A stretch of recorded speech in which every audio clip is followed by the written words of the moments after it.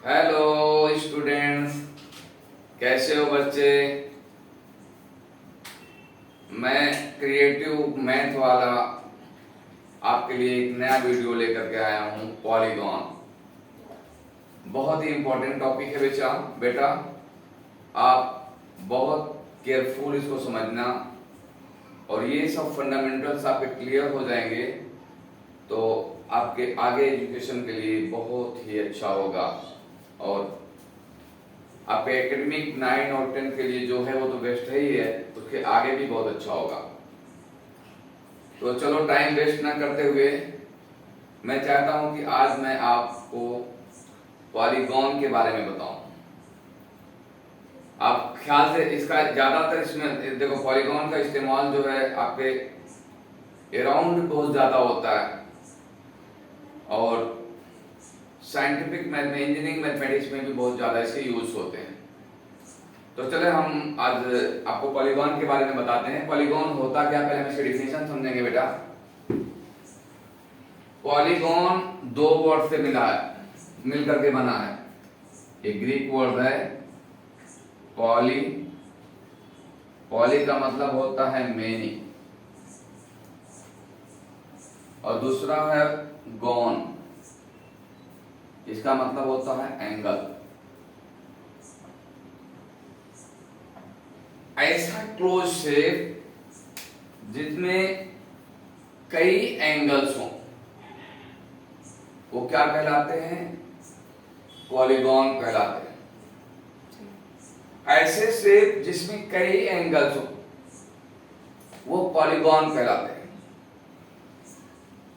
अब हमें ये जानना है एंगल बनते कैसे हैं बेटा।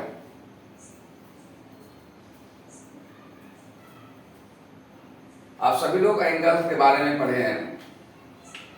जब दो लाइन एक दूसरे को किसी पॉइंट पे कट करती हैं तो इंक्लाइनेशन उनके बीच का जो होता है that is called angle.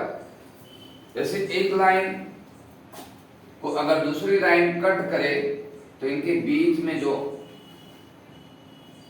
Inclination होता है दैट इज कॉल्ड एंगल। और ये जिस पॉइंट पे कट करते हैं इसको क्या बोलते हैं? वर्टेक्स।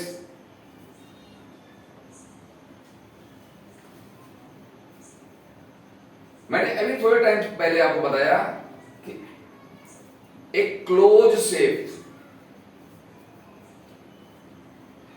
से घिरा हुआ जो आकृति होती है, जो शेप होता है that is called the polygon. ये जाहिर सी बात है, अगर किसी शेप में बहुत सारे एंगल्स हैं तो दैट मीन्स उसमें साइड भी बहुत सारे होंगे। ये तो श्योर है कि उसमें दो से अधिक साइड्स होंगे, क्योंकि आप देख रहे हैं कि दो लाइन अगर एक दूसरे को कट कर रही है तो एक ही एंगल फॉर्म हो रहा है। तो ऐसे शेप जिसमें कई सारे एंगल्स हों और वो क्लोज शेप हो तो क्या कहलाएगा? पॉलीगॉन। पॉलीगॉन को हिंदी में बोलते हैं बहुभुज। बहुभुज मतलब जिसमें कई भुजाएं हों, कई साइड्स हो। आई थिंक आपको क्लियर हो गया होगा इतना। अब हम देखते हैं कि पॉलीगॉन के टाइप्स क्या होते हैं बेटा। कितने टाइप के होते हैं ये पॉलीगॉन? बहुत साइड इसमें हो, यानी दो से ज्यादा साइड हो तभी कोई क्लोज शेप बन सकता है। तो पहला होता है types of polygon. Types of polygon. Types of polygon में पहला होगा ट्रायंगल। ख्याल से देखना बेटा, ट्रायंगल। ट्रायंगल ऐसा शेप जिसमें तीन एंगल हो वो क्या कहलाता है? ट्रायंगल।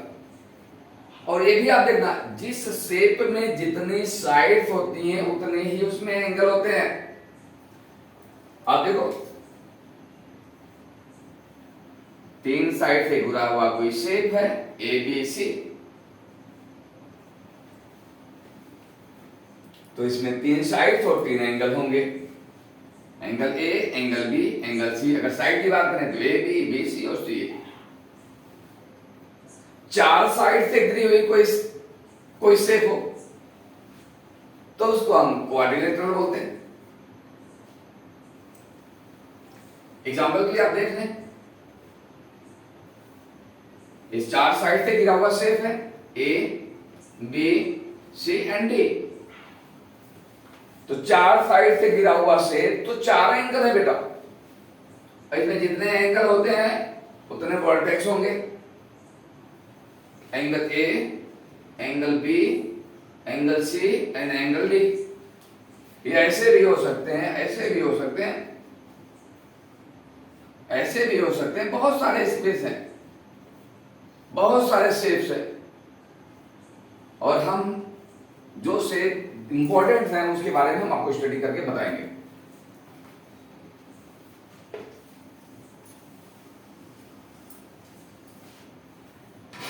अगर अब दूसरा क्या हुआ, क्वाड्रिलेटरल, क्वाड्रिलेटरल।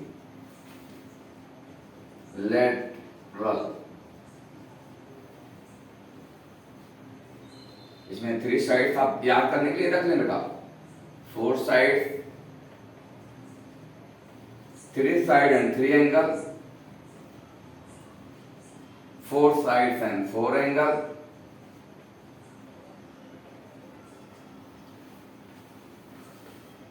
तीसरा होता है पेंटागन।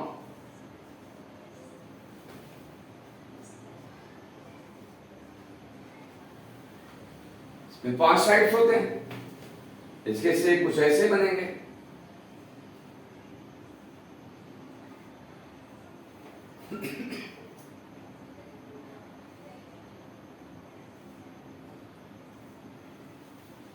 ए बी सी डी ई। देखो, एक दो तीन चार पांच साइड्स हैं, 1 2 3 4 5 फिंगर्स। बहुत आसान वे है इसको याद करने का बेटा, बहुत इजी वे। किसी भी पॉलीगॉन में जितने साइड्स होंगे उतने एंगल होंगे। आप इसको एकदम से आसानी से याद करें। मैंने आपको ट्रायंगल और कोई भी शेप, क्लोज शेप अगर है तो उसमें दो से ज्यादा साइड्स होंगे। दो से ज्यादा साइड्स अगर नहीं रहेंगे तो क्लोज शेप बन ही नहीं सकता। जैसे हमने देखा, पहला क्लोज शेप होता है ट्रायंगल्स, क्वाड्रिलेटरल्स, पेंटागन, उसके बाद आएगा हेक्सागन, ऑक्टागन, बहुत सारे आएंगे। लेकिन हमें मेनली जो आपको मुझे बताना है, ट्रायंगल्स, क्वाड्रिलेटरल्स के बारे में, पेंटागन के बारे में भी हम आपको बताएंगे। लेकिन अभी जो मैं जो सोच रहा हूं आपको 9th और 10th स्टैंडर्ड के लिए, उसमें ट्रायंगल और क्वाड्रिलेटरल बहुत इंपॉर्टेंट है। उसके बाद हम दूसरा वीडियो लेके आएंगे, पेंटागन, हेक्सागन, ऑक्टागन, हेप्टागन के बारे में बात करेंगे। लेकिन अभी हम ट्रायंगल और क्वाड्रिलेटरल के बारे में फोकस करेंगे।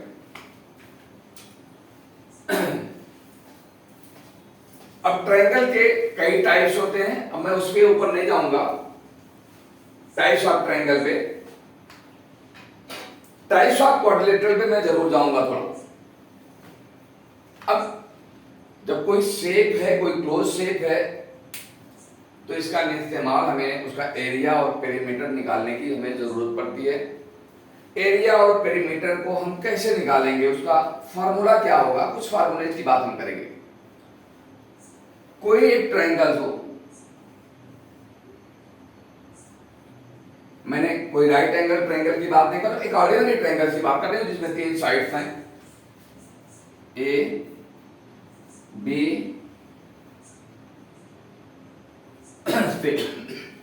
एक ट्रायंगल्स है। इसका अगर हमें एरिया निकालना हो तो इसका आसान तरीका, ट्रायंगल का एरिया निकालने के लिए फार्मूला आप लोग नोट कर लेना बेटा, half into base into height.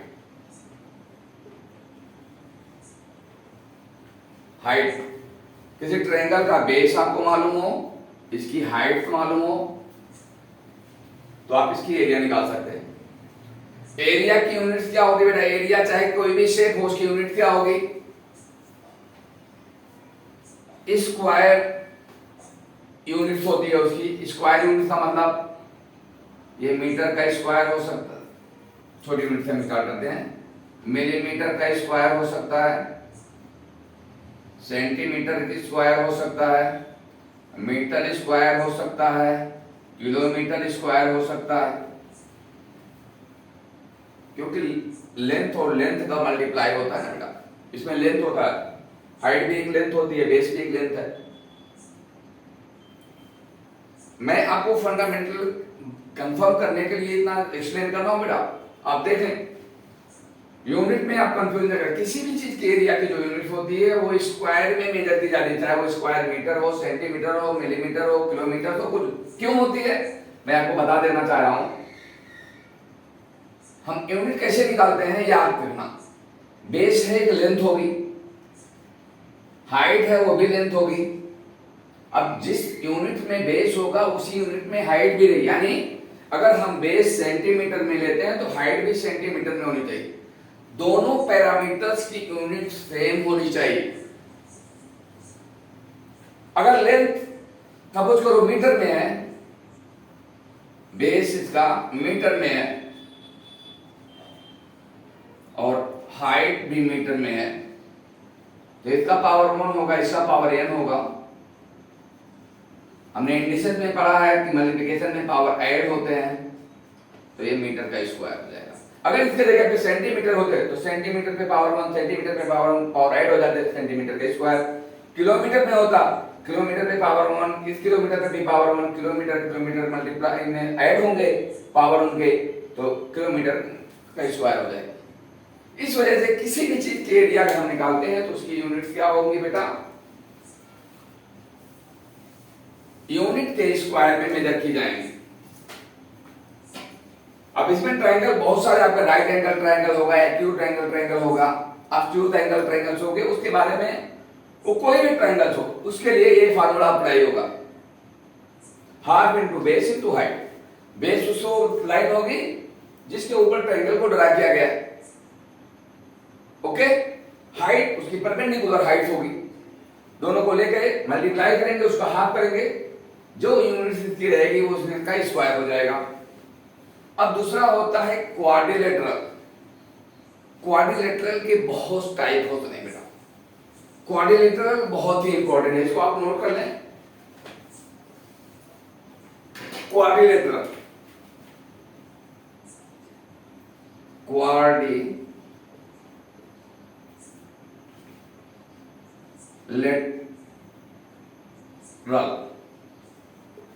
Quadrilateral में चार साइड। क्वाड्रेट का मतलब होता है, क्वाड का मतलब होता है चार, लेटरल का मतलब साइड, चार साइड इसमें हो। अब चार साइड में पहले आता है स्क्वायर, दूसरा आएगा रेक्टेंगल,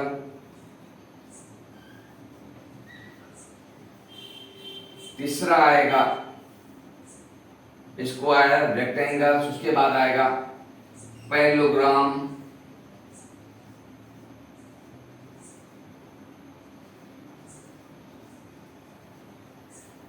चौथा आएगा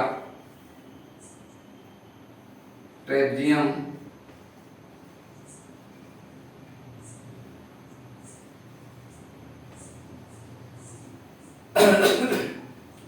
इसी तरह से ये मैंने अभी चार, इस तरह से और भी बहुत सारे शेप्स आएंगे बेटा, लेकिन मोस्टली मुझे इन चारों को आपको बताना है। Square, rectangle, parallelogram and trapezium. Trapezium, square क्या होता है बेटा? सबसे पहले हम आएंगे स्क्वायर पे।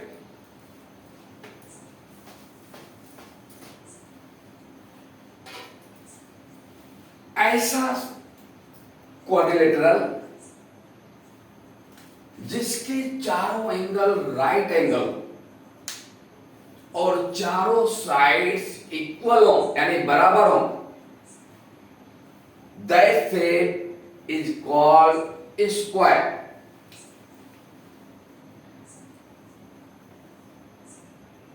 ऐसे शेप जिसके चारों एंगल राइट एंगल हो और चारों साइड्स इक्वल हो, तो वो शेप क्या कहलाएगा बेटा? स्क्वायर कहलाएगा। ख्याल से सुनना, एबीसी एक क्वाड्रिलेटरल है जिसके चारों एंगल क्या है बेटा? 90 डिग्री राइट एंगल और चारों साइड्स इक्वल हैं, वो क्या कहलाएंगे? स्क्वायर। माना इसकी साइड्स ए है तो ये भी ए होगा, ये भी ए होगा, ये भी ए होगा। अब हमें हर शेप के एरिया निकालना होता है, उसका पेरीमीटर निकालना होता है। तो स्क्वायर का एरिया हो जाएगा, अगर एरिया को हम ए से डिनोट करें तो एरिया हमें मालूम है length into width.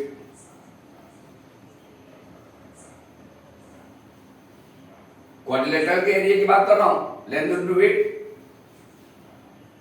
A equal to length और विड्थ दोनों बराबर हैं, तो ए इंटू ए, अगर ए इंटू ए है तो ए इंटू ए का मतलब हो जाएगा इससे भी एक का पावर, इससे भी का ए का स्क्वायर। ए क्या है बेटा? ए है क्या? साइड। तो क्या मतलब हुआ? एरिया इक्वल टू साइड का स्क्वायर, साइड का स्क्वायर। यानी क्या समझा आपने? किसी क्वाड्रिलेटरल का साइड ए है तो उसका एरिया ए का स्क्वायर होगा, यानी ए इंटू ए। पेरीमीटर, पेरीमीटर क्या होता है? सम ऑफ द साइड्स होता है बेटा, सम ऑफ द साइड। नोट करते रहेंगे, नोट कर रहे होंगे, मुझे याद उम्मीद है कि आप लोग, अगर कोई नोट नहीं कर पा रहा होगा तो मुझे बता सकते, मैं थोड़ा सा आपको बोल दूंगा नोट करने का। पेरीमीटर की बात होती है, पेरीमीटर इक्वल टू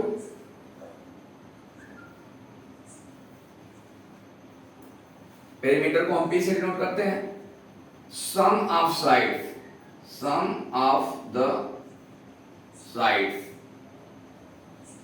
यानी किसी क्वाड्रिलेटरल के अगर हमें पेरीमीटर्स निकालना है तो उसके साइड को हम सम करते हैं बेटा। साइड क्या है? A B plus B C plus C D plus D A. अभी देखो हमने साइड से माना तो A plus A plus A plus A, क्या हो जाएगा? ए को 4 टाइम जोड़ेंगे तो 4 ए हो जाएगा। यानी पेरीमीटर ऑफ स्क्वायर क्या होता है? 4 इंटू साइड। आप ऐसा भी लिख सकते हैं perimeter equal to 4 into side, यानी उसके साइड हमें मालूम है साइड, तो पेरीमीटर 4 में उसे मल्टीप्लाई करेंगे क्योंकि 4 साइड्स होते हैं तो उसका पेरीमीटर हमें मिल जाएगा। क्योंकि ये लेंथ है बेटा, देखो वहां पे लेंथ का एरिया में लेंथ का मल्टीप्लाई हो रहा था, यहाँ पे लेंथ का एडिशन हो रहा है, जोड़ हो रहा है, जोड़ा जा रहा है।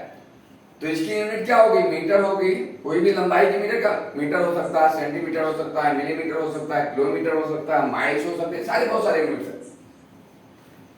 ओके, तो किसी भी स्क्वायर का हमें पेरीमीटर निकालना है, एरिया निकालना है, तो वही है।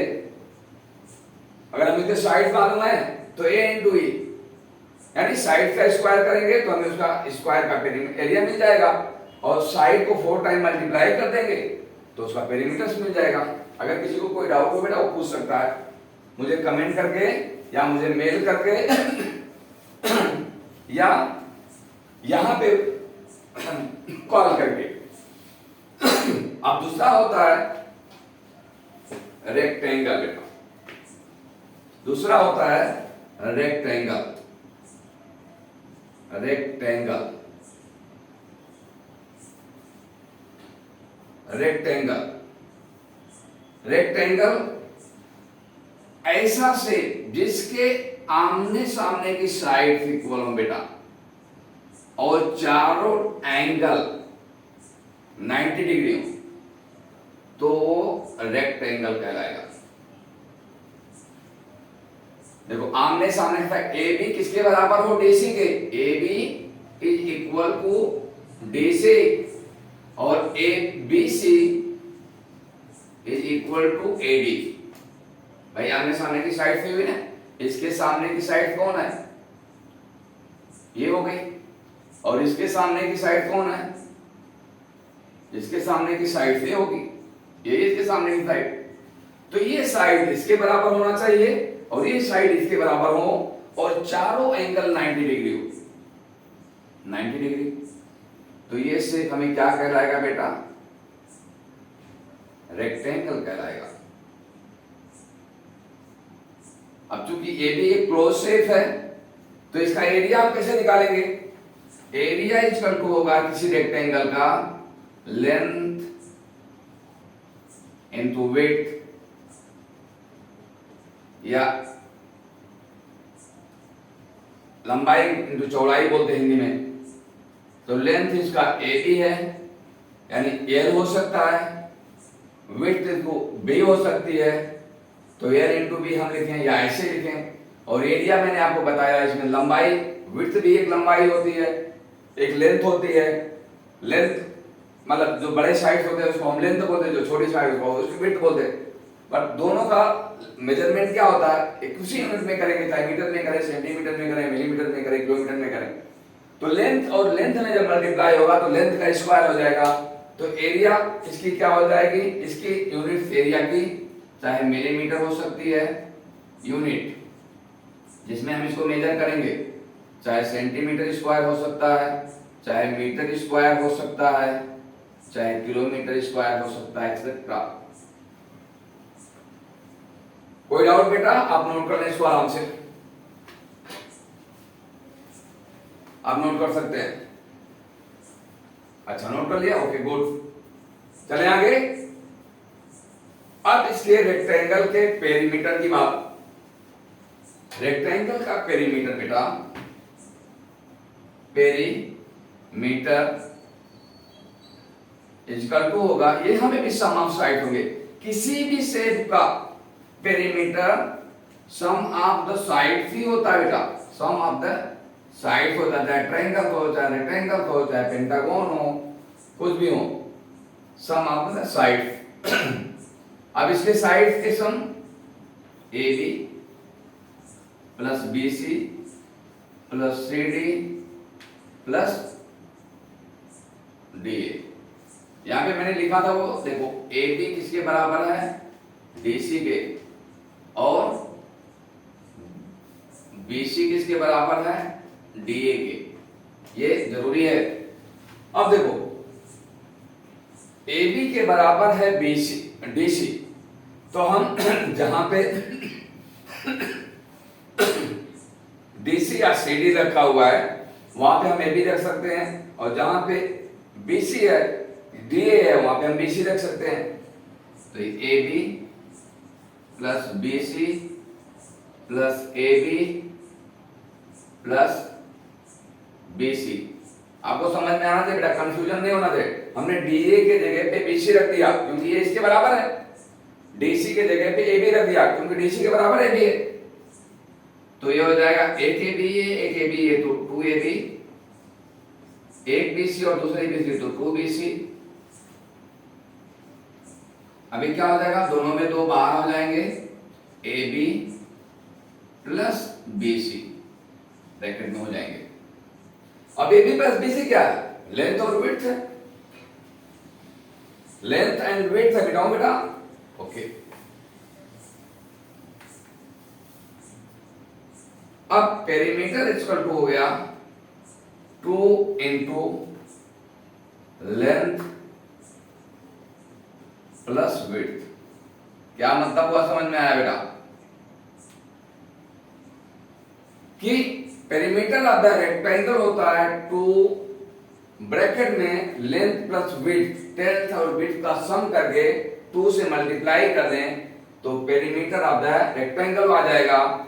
और चूंकि ये एक लेंथ है, लेंथ और लेंथ में ऐड हो रहा है तो इसकी यूनिट होगी मिलीमीटर, सेंटीमीटर, मीटर, किलोमीटर, कुछ भी होता है जिसमें ये मेजर किया गया। हाँ याद रखना का ये याद रखने वाली चीज है कि जो भी लेंथ या विड्थ है एक ही यूनिट, यानी एक सेंटीमीटर दूसरा मीटर में नहीं हो सकता, दोनों एक ही कास्ट में होना चाहिए। एक ही कास्ट में ही एडिशन और सब्ट्रैक्शन होता है, एक ही कास्ट में ही रिलेशन बनते हैं। अब फिजिकल रिलेशन के देखें, जनरली सामाजिक को क्या है, एक ही कास्ट का रिलेशन एक कास्ट के साथ में होता है। सेम इसी तरह से यूनिट अगर यहाँ पे दो तीन तरह के जैसे विड्थ है, लेंथ है, हाइट है, अगर 3 तरह के डायमेंशन आपके पास में है तो तीनों डायमेंशन की यूनिट भी एक ही में होनी चाहिए, ओके। तो अगर आप अलग अलग करेंगे तो गलत हो जाएगा, क्योंकि अलग अलग यूनिट्स में उसकी वैल्यू ऐड और या सब्ट्रैक्ट नहीं हो सकती। ये हो गया रेक्टेंगल। अब आएगा आपका मेरे ख्याल से बच्चों मैं इतना ही छोटा वीडियो बनाता हूं ताकि आपको समझने में तकलीफ ना हो, समझने में कोई तकलीफ नहीं होना चाहिए, ताकि आप जितने अभी 3 टॉपिक जो मैंने बताया आपको, ये इसको बेहतर से आप इसको लर्न करें। अगर आपको कोई भी प्रॉब्लम हो इसमें, जहां पे भी आपको समझ में ना आया, आपका वो मुझे आप मेल कर सकते हैं या मुझे मैसेज कर सकते हैं या कमेंट करके बता सकते हैं। फिर मैं इसके अंदर में आपको दूसरा वीडियो बना के डालूंगा ताकि आप इसके अंदर एक इसका फंडामेंटल आपका बिल्कुल क्लियर हो जाए और आप इन बेस ऑफ शेप्स का एरिया पेरीमीटर्स निकाल सके। और बस इसी पे मैं आज का लेक्चर खत्म करता हूं। अब नेक्स्ट वीडियो के साथ में मिलते हैं। मैं देखता हूं जो भी इंपॉर्टेंट होगा इसी से रिलेटेड। अभी मुझे पैरेललोग्राम और ट्रेपेजियम के बारे में बता देना है आपको कि ट्रेपेजियम का हम एरिया और पेरीमीटर्स कैसे निकालेंगे, पैरेललोग्राम का एरिया और पेरीमीटर कैसे निकालेंगे, पेंटागन और हेक्सागन का कैसे निकालेंगे, ये नेक्स्ट वीडियो में मैं आपको पूरा करूंगा। और उम्मीद करता हूं कि ये सब लेक्चर आपको बेहतर समझ में आया होगा और आप इसको अच्छे तरह से अपना फंडामेंटल क्लियर करेंगे, जो आपके फ्यूचर के लिए बहुत बेस्ट होगा। जय हिंद।